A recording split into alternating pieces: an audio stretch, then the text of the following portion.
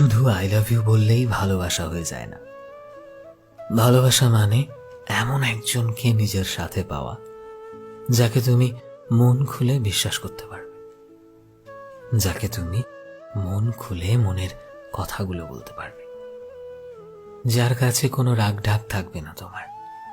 যার কাছে কোনো ভয় থাকবে না তোমার, থাকবে শুধু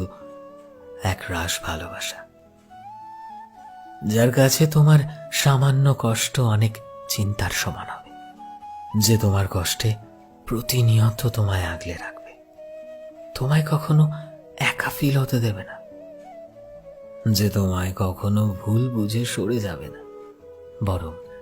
তোমার ভুলগুলোকে ক্ষমা করে তোমাকে অনেক যত্নে নিজের কাছে আগলে রাখবে, যে তোমার হাসিতে হাসবে, যে তোমার কান্নাতে কান্না করবে,